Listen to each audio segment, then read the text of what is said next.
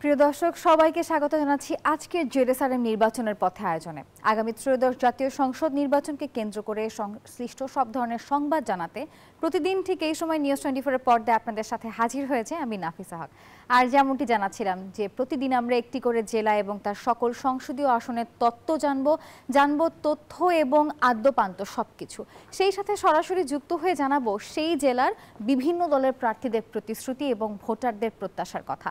অনুষ্ঠানের এ পর্বে আজকে আমরা যাব বরিশালে এবং জানবো সেখানকার নির্বাচন উপলক্ষে কি কি খবর আছে এবং সেই খবর জানাতে আমাদের সঙ্গে আমাদের সহকর্মী থাকবেন সাইফুর রহমান মিরন। পরিচিত হয়ে নিব মিরনের সঙ্গে। মিরন, দেখতে পাচ্ছি আপনি রয়েছেন, আপনার সাথে নিশ্চয়ই প্রার্থী এবং জনতা রয়েছে। আপনি থাকুন আমাদের সঙ্গে, আমরা যুক্ত হব আপনার সাথে কিছুক্ষণ পরই। দর্শক, বরিশাল জেলা নিয়ে যদি বলতে হয়, বরিশাল কিন্তু বাংলাদেশের দক্ষিণাঞ্চলের অন্যতম একটি গুরুত্বপূর্ণ অঞ্চল, যেটি মূলত যমুনা, পদ্মা এবং সেই সাথে মেঘনা নদীর একটি বদ্বীপ অঞ্চল। এই ধান নদী খালের বরিশালে রয়েছে নানা ধরনের ঐতিহ্য, আর এই জেলায় 6টি সংসদীয় আসনও রয়েছে। মহানগরে জলাবদ্ধতা সমস্যার সমাধান, নদী ভাঙন রোধ, যোগাযোগ ব্যবস্থার উন্নতি মূলত এই অঞ্চলের মানুষের প্রধান দাবি এগুলোই। আর এসবকে মাথায় রেখে আশ্বাসের ফুল ছুড়ে দিচ্ছেন সম্ভাব্য প্রার্থীরা। এ নিয়ে শুভ হাওলাদারের ক্যামেরায় সহকর্মী সাইফুর রহমান মিরন আমাদের কাছে একটি প্রতিবেদন পাঠিয়েছে। বরিশাল নিয়ে প্রতিবেদনটি আমরা দেখব।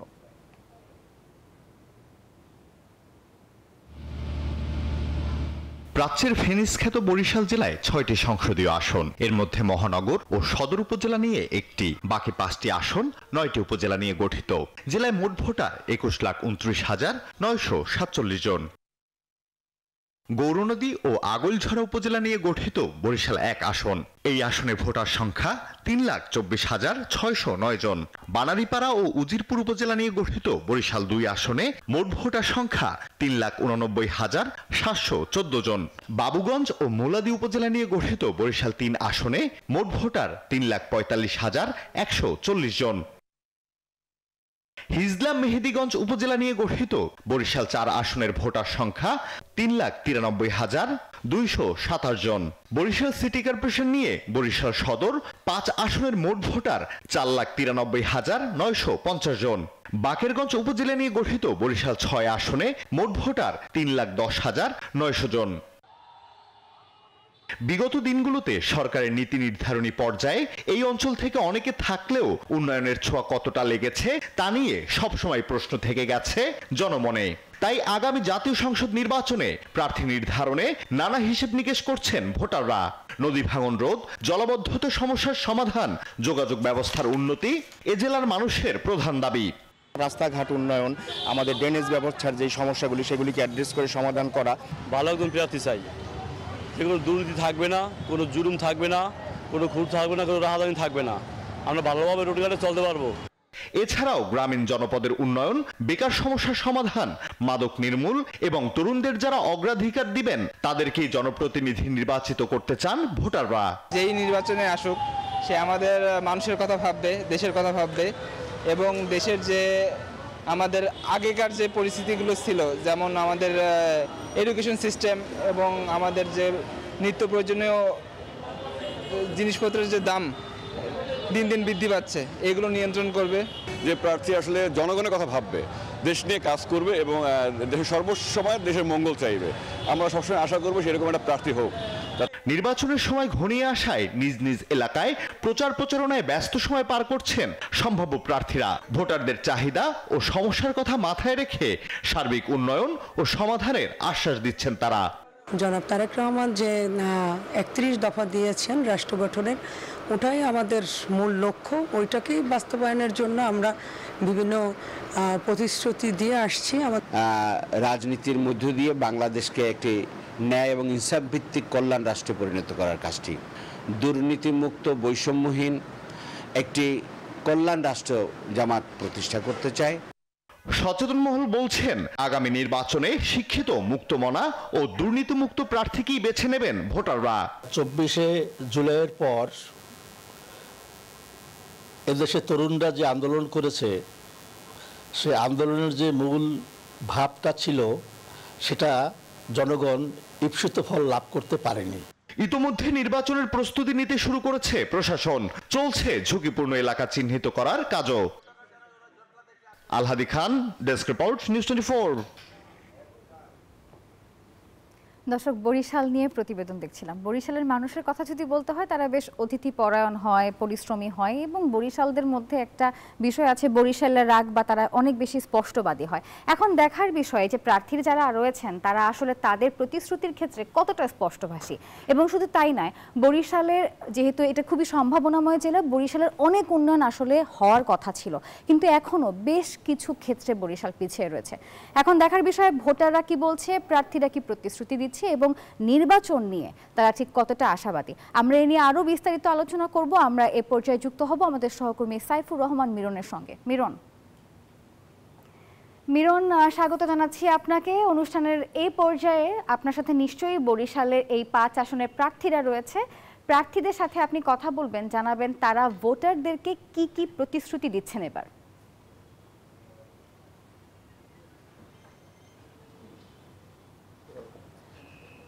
নাফিসা, ধন্যবাদ আপনাকে। জেডএসআরএম নির্বাচনের পথে মূলত আজকের বরিশালে আমরা আমাদের সঙ্গে যুক্ত হয়েছেন বরিশালে যারা ত্রয়োদশ জাতীয় সংসদ নির্বাচনে প্রার্থী হচ্ছেন তাদের সঙ্গে আমরা যুক্ত হয়েছি। আমার ডান পাশে রয়েছেন জাতীয়তাবাদী দল বরিশাল মহানগরের যুগ্ম আহ্বায়ক আফরোজা খানম নাসরিন, এবং একই সঙ্গে তার পাশে রয়েছেন বাসদ বরিশালের সংগঠক ডাক্তার মনীষা চক্রবর্তী, এবং একই সঙ্গে তারা কিন্তু দুজনই এই আসনের মনোনয়ন প্রত্যাশী। এবং একই সঙ্গে আমার বাম পাশে রয়েছেন গণ অধিকার পরিষদের কেন্দ্রীয় নেতা জনাব রফিকুল ইসলাম রাছেল। আমরা তাদের সঙ্গে কথা বলবো। আমরা প্রথমেই যেতে চাই একটু আফরোজা খানম নাসরিনের কাছে, জানবো যে বরিশালে তিনি নির্বাচিত হলে মূলত বরিশালে 5 আসনের জন্য যে সম্ভাবনার কথা আছে, যে দুঃখ কষ্ট আছে, উন্নয়ন বঞ্চিত এলাকা আছে, তাদের জন্য আপনি কি করবেন যদি আপনি একটু বলেন। ধন্যবাদ আপনাকে। আমরা 5 আসনে, আমরা তো গতবারও আমরা প্রার্থী হয়েছি, এবারও হয়েছি। আমাদের ইচ্ছা যদি 5 আসনে আমরা আসতে পারি তাহলে অবশ্যই জনগণের পাশে থাকব। বিএনপি একটি গণতান্ত্রিক দল, আমরা জনগণের সাথে আছি। এই বরিশালে অনেক যেটা আমরা ফিল করি সেটা হলো পানিবন্দী এলাকা। আপনার একটু বৃষ্টি হলে রাস্তাঘাট একদম ভরে যায়, এখানে ড্রেনেজের সমস্যা আছে। আমার মূল লক্ষ্য হলো প্রথমেই এই কাজটা আমার সমাধান করা, এবং তারপরও অনেক কিছু বিষয় রয়েছে যেগুলো আমরা আমাদের জনগণের পাশে থেকে সেই কাজগুলো আমরা করতে চাই। অতএব আমরা যদি আসতে পারি, বিএনপি আগামী দিনে জনগণের প্রতিটা উন্নয়নমূলক কাজে জনগণের পাশে থাকবে ইনশাল্লাহ। যেমনটা বলছিলেন যে আফরোজা খানম নাসরিন, তিনি জলাবদ্ধতা সহ বরিশালের যে পিছিয়ে পড়া মানুষদের উন্নয়নে কাজ করবেন। আমরা একটু কথা শুনবো গণ অধিকার পরিষদ, তরুণদের দল, গণ অধিকার পরিষদের নেতা, কেন্দ্রীয় নেতা আমাদের সঙ্গে আছে রফিকুল ইসলাম রাসেল। বরিশালের উন্নয়নে আপনি একজন প্রার্থী গণ অধিকার পরিষদের 5 আসনের, কি কি প্রতিশ্রুতি আপনি পূরণ করবেন, প্রতিশ্রুতি দেবেন? ধন্যবাদ, শুভ অপরাহ্ন। আমরা গণ অধিকার পরিষদ, আমরা ভোটের মাঠে আমরা লড়াইতে আছি। আমরা জনগণকে আমরা মিথ্যা কোনো আশ্বাস দিব না, আমরা যতটুকু পারবো ততটুকুই আমরা করার চেষ্টা করব। আমাদের যে মূল সমস্যা আমাদের হচ্ছে বরিশালের ড্রেনেজ ব্যবস্থা আমাদের খুবই অনুন্নত। আমাদের দেখা যায় যে অল্প একটু বৃষ্টি হলেই সমস্ত ম্যাক্সিমাম রাস্তাগুলি জলমগ্ন হয়ে যায়। তো আমরা সেই জায়গাগুলিতে আমরা আমাদের ড্রেনেজ ব্যবস্থা উন্নত, এবং এই ড্রেনেজ ব্যবস্থা উন্নত করার সাথে সাথে আমাদের যে খালগুলি ছিল বরিশালের ভিতরে, আগে প্রবাহমান যেই খালগুলি ছিল, সেই খালগুলিকে দীর্ঘদিন যাবৎ সংস্কার না করার কারণে এগুলি খালগুলি মরে গিয়েছে, যার কারণে নাব্যতা খুবই কম। আমরা সেই খাল খনন করব, এবং যাতে এই খালের মাধ্যমে এই পানিগুলি দ্রুত নিষ্কাশন হয়ে নদীতে গিয়ে চলে যায়, সেই ব্যবস্থাগুলি আমরা করব। এর সাথে পাশাপাশি আমরা আমাদের যেই বরিশালের নগরবাসীদের সুপেয় পানির বড় একটি সমস্যা আছে। যারা গভীর নলকূপ দিয়ে যারা পানি উত্তোলন করে তারা মোটামুটি পানি পায়, কিন্তু যারা সিটি কর্পোরেশনের আমাদের যে পানির লাইনগুলি আছে সেই পানিতে পানির ব্যবস্থা খুবই অপ্রতুল। তো সেই জায়গাতে আমরা সারফেস ওয়াটার থেকে ট্রিটমেন্ট প্লান্টের মাধ্যমে আমরা নগরবাসীকে আমরা সুপেয় পানির ব্যবস্থা করব। এর পাশাপাশি আমরা আমাদের যে বরিশালের যে বিসিক আমাদের যে বিসিকটা আছে শিল্প এলাকা, আমাদের মানুষ এই অনুন্নত একটি অনগ্রসর একটি এলাকা আমাদের বরিশাল অঞ্চলটা। আমি বাংলাদেশের সমস্ত সিটি কর্পোরেশন ঘুরেছি ব্যক্তিগতভাবে, তো সেখানে আমরা দেখেছি যে রাজশাহী বা খুলনা, আমাদের পার্শ্ববর্তী খুলনা যেভাবে উন্নত তাদের সিটি কর্পোরেশনগুলি, আমাদের ওইভাবে উন্নয়নের ধারা অব্যাহত থাকেনি কখনো। তো আমরা সেই বিসিকটাকে আমরা পুনর্জীবিত করব, যেই রুগ্ন শিল্পগুলি আছে সেগুলির অ্যালটমেন্ট বাতিল করে আমরা নতুন করে মানুষকে সেই প্লটগুলিকে বরাদ্দ দিব, যেন আমাদের সেই বিসিকটা পুরোপুরি ফাংশনটা কাজ করে। আমরা যেমনটা শুনছিলাম যে উন্নয়নের ধারায় ফেরাবেন, যেহেতু উন্নয়ন বঞ্চিত এলাকা, যেহেতু সেই উন্নয়ন বঞ্চিত বরিশালকে উন্নয়নের ধারায় ফেরবে। আমি একটু কথা বলতে চাই বাসুদের নেত্রী ডাক্তার মনীষা চক্রবর্তী। আন্দোলন করতে করতে পর্যন্ত এসেছেন, আপনি প্রার্থী হচ্ছেন, কি প্রতিশ্রুতি দেবেন বা আপনি অনেক সমস্যা জানেন বলেন যদি 5 আসনের বিশেষ করে? ধন্যবাদ আপনাকে। প্রথম কথা হচ্ছে যে ইশতেহার তো আসলে শুধু একটা কাগজের বা একটা কথার মাধ্যমে প্রমাণের বিষয় না। ইশতেহার আমরা মনে করি যে একটা হচ্ছে নাগরিক সংকটের প্রতিফলন সেখানে থাকে, আরেকটা যেটা থাকে সেটা হচ্ছে রাজনৈতিক কমিটমেন্টের প্রতিফলন। রাজনৈতিক কমিটমেন্ট কিন্তু শুধুমাত্র কিছু কথার মাধ্যমে হয় না। আমরা মনে করি গত 16 বছরে জনগণের আন্দোলন নিয়ে কারা রাজপথে ছিলেন, রাজপথই আসলে বড় ইশতেহার। রাজপথে কারা জনগণের পক্ষে আন্দোলন করেছেন, লড়াই সংগ্রাম করেছেন, সেটাই হচ্ছে জনগণের সত্যিকারের ইশতেহার, এবং সেই ইশতেহারটা আমরা মনে করি জনগণ বিবেচনাও করবে। বরিশালের ক্ষেত্রে যদি বলতে চাই আমরা, তাহলে আসলে বরিশাল আপনারা জানেন যে দরিদ্রতার দিক থেকে সবচেয়ে দরিদ্রতম বিভাগ, এবং সেটার বড় কারণ হচ্ছে কর্মসংস্থানের সংকট। আমরা ধারাবাহিকভাবে এই বিষয় নিয়ে আন্দোলন করেছিলাম যে ভোলার গ্যাস, সেই গ্যাসটা কিন্তু বরিশাল বিভাগে এবং বিশেষ করে ডিভিশনাল হেডকোয়ার্টারে এখানে পদ্মা সেতু হওয়ার পরও গ্যাস না থাকার কারণে কিন্তু আমরা সেই কলকারখানার সুফলটা পাইনি। আমরা মনে করি ভোলার গ্যাস দিয়ে যদি বরিশালে এনে এখানে বরিশাল বিভাগ সহ ভোলা সহ পুরো দক্ষিণাঞ্চলের একটা বড় কর্মসংস্থান এখানে করা সম্ভব, এবং সেটার মধ্যে থেকে দারিদ্রতা বিমোচনের দিকে আমরা অনেকখানি এগিয়ে যেতে পারি। এবং আরেকটা বড় বিষয় হচ্ছে যে আমাদের বরিশালে বিশেষ করে নারী বান্ধব যে নগরী, সেটা গড়ে ওঠার কার্যক্রমটা খুবই একেবারেই ধীরগতির। আপনারা জানেন যে বরিশাল একটা ডিভিশনাল হেডকোয়ার্টার, একটা ভালো পাবলিক টয়লেট পর্যন্ত এখানে নাই, একটা ডে কেয়ার সেন্টার নাই। আমরা কিন্তু সেই বিষয়গুলি নিয়ে ধারাবাহিকভাবে লড়াই সংগ্রামও করছি এবং আমরা এগুলি নিয়ে কাজও করতে চাই। আমরা মনে করি যে এখানে শিক্ষা, স্বাস্থ্য, সেই জায়গাগুলিতে অনেক কাজ করার আছে। বরিশাল শেরেবাংলা মেডিকেল কলেজে 15 সাল থেকে আজ পর্যন্ত ক্যান্সারের কোনো চিকিৎসা নাই। রেডিওথেরাপি মেশিন মাত্র 8 কোটি টাকার জন্য নষ্ট হয়ে পড়ে আছে, অথচ এরকম বহু কোটি কোটি টাকা বহু জায়গায় আমরা অপচয় করতে দেখছি। আমরা মনে করি যে বরিশালের যে সংকট, সেই সংকট নিয়ে ধারাবাহিকভাবে আমরা যেরকম লড়াই সংগ্রামেও ছিলাম, এবং আমরা যদি নির্বাচিত হতে পারি, আমরা যা নিয়ে লড়াই করেছি এতদিন, সেটাকে আমরা কাজে রূপান্তরিত করে জনগণের অধিকার জনগণকে ফিরিয়ে দিতে চাইব। যেমন বলছেন জনগণের অধিকারে ফিরিয়ে দেওয়ার কথা, তারুণ্য নির্ভর যে দলটি আছে তাদের কাছে আমরা বলতে চাই যে আমরা 3 জন প্রার্থী নিয়ে আমরা কথা বলছি, নিঃসন্দেহে পরবর্তীতে আরও কথা বলবো। আমরা ফিরছি স্টুডিওতে। নাফিসা। মিরন, ধন্যবাদ আপনাকে। দর্শক, সহকর্মী মিরনের সঙ্গে যুক্ত ছিলেন যথাক্রমে 3 জন প্রার্থী, এবং 3 জন প্রার্থীর সাথে কথা বলা হয়েছে। একটু যদি আমি আপনাদেরকে সংক্ষেপে জানাতে চাই, যিনি বিএনপির ছিলেন তিনি বলেছেন তিনি জনগণকে সঙ্গে নিয়ে যাবতীয় সেখানকার যত উন্নয়ন দরকার তিনি সবকিছু করবেন। যদি আমি একটু গণ অধিকার পরিষদের কথা বলি, তিনি জোর দিয়েছেন সিটি কর্পোরেশন উন্নয়ন, ড্রেনেজ ব্যবস্থার উন্নয়ন, নাব্যতার জন্য খাল খনন, সুপেয় পানির ব্যবস্থা, তিনি এসব বিষয়ে জোর দিয়েছেন। এবং অন্যদিকে যদি আমি একটু বাসদ নেত্রীর কথা বলি, তিনি কর্মসংস্থান, গ্যাস সংযোগ, পুনঃপ্রতিস্থাপন, নারী বান্ধব নগর তৈরি, এসব বিষয়ে উনি বেশ জোর দিয়েছেন। প্রার্থীরা বলছেন কি কি আসলে প্রয়োজন, কি কি প্রয়োজন না, এসব কিছু নিয়ে। তবে এই নিয়ে আমরা আরও জানবো অনুষ্ঠানের পরবর্তী অংশে। দর্শক, আপনারা দেখছেন জেডএসআরএম নির্বাচনের পথে। অনুষ্ঠানের এই পর্যায়ে নিচ্ছি একটি বিরতি, কোথাও যাবেন না, ফিরছি আরও অংশ নিয়ে।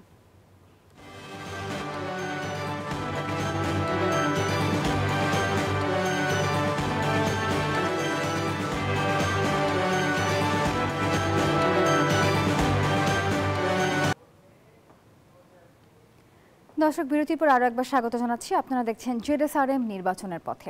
অনুষ্ঠানের প্রথম পর্বে আমরা আমাদের প্রতিনিধির সঙ্গে যুক্ত হয়েছিলাম, তার সঙ্গে ছিলেন 3 জন প্রার্থী। তারা জানাচ্ছিলেন আসন্ন ত্রয়োদশ জাতীয় সংসদ নির্বাচন নিয়ে তারা কি কি প্রতিশ্রুতি ভোটারদেরকে দিতে চাচ্ছেন। আমরা এই বিষয়ে আরও বিস্তারিত আলাপ করব। আবারও যুক্ত হব আমাদের সহকর্মী মিরনের সঙ্গে। মিরন, কিছুক্ষণ আগে আপনার সাথে কথা হচ্ছিল, প্রার্থীদের প্রতিশ্রুতি সম্পর্কে জানছিলাম। একটা বিষয় একটু জানাতে চাই, আপনি নিজেও নিঃসন্দেহে একমত পোষণ করবেন যে বরিশাল এখনও বেশ কিছু বিষয়ে পিছিয়ে রয়েছে। তার মধ্যে রয়েছে শিল্প, গবেষণা, উন্নত চিকিৎসা, অথবা প্রাকৃতিক নিরাপত্তা। তো আপনার সাথে যে প্রার্থীরা আছে তাদের কাছে একটু স্পষ্টভাবে জানতে চাবেন যে বরিশালের এই প্রাকৃতিক নিরাপত্তা, বা যদি বরিশালকে আমি বলতে চাই যদি আমরা ট্যুরিজম প্লেস হিসেবে গড়ে তুলতে চাই, বরিশালের জন্য তিনি কি করতে চান, শিক্ষাক্ষেত্রে উন্নয়ন অথবা চিকিৎসা ক্ষেত্রে উন্নয়ন নিয়ে তাদের এখনো কোনো পরিকল্পনা রয়েছে কিনা?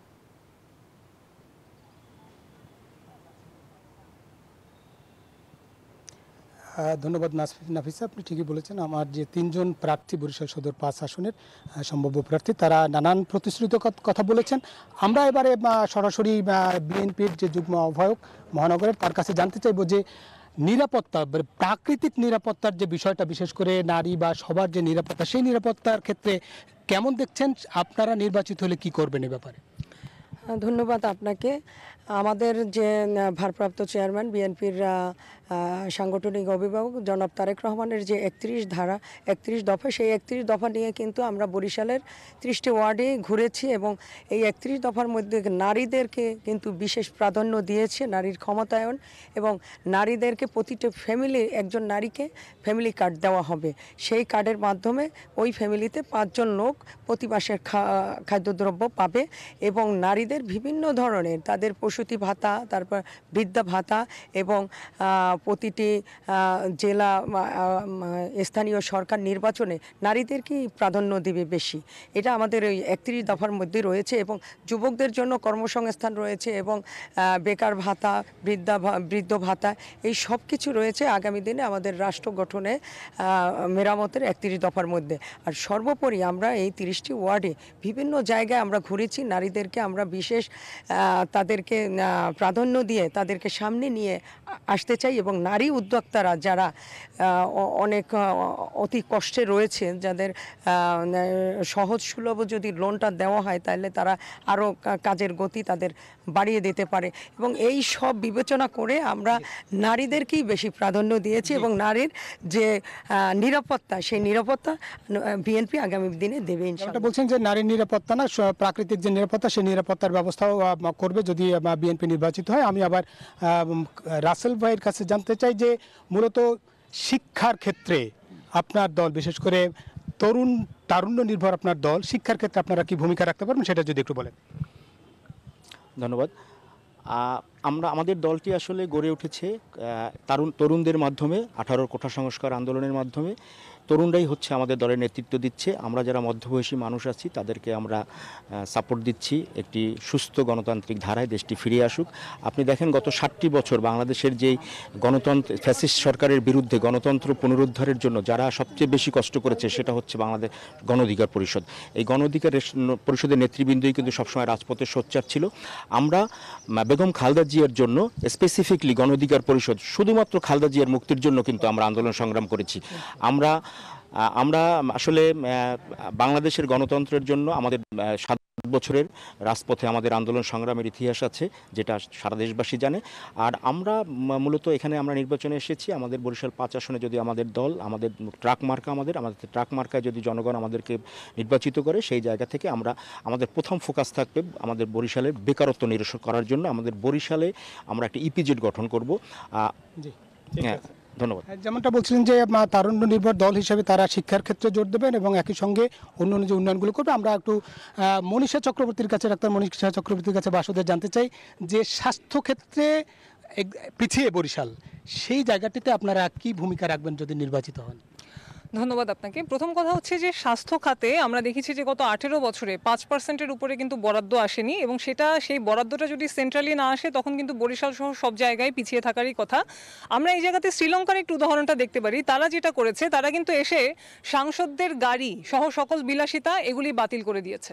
আমরা মনে করি যে এই যে সরকারের যেখানে যেখানে অতি ব্যয়, এবং আমরা সংসদ হিসেবে নির্বাচিত হলে আমরা তো এই সংসদদের যে বিনা শুল্কে গাড়ি আমদানি, সাংসদদের যে বিশেষ বিশেষ সুবিধা, অর্থানুকূল্য, এগুলি আমরা অবশ্যই সেখানে বাজেট কাট করার পক্ষে এবং আমরা সেই সমস্ত বাজেট, সেই অপব্যয়ের বাজেটগুলি আমরা স্বাস্থ্য এবং শিক্ষা খাতে বরাদ্দ করার পক্ষে। আমরা মনে করি যে স্বাস্থ্য এবং শিক্ষা খাতে যদি সরকারি প্রতিষ্ঠানগুলিকে উন্নত করা না যায় তাহলে কখনোই আসলে এই জায়গাতে মানুষের যে সার্বিক একটা বিকাশের পরিবেশ সেটা নিশ্চিত করা সম্ভব না। আমরা এর আগে দেখেছি স্বাস্থ্যমন্ত্রীর নিজেরই বেসরকারি হাসপাতাল ছিল।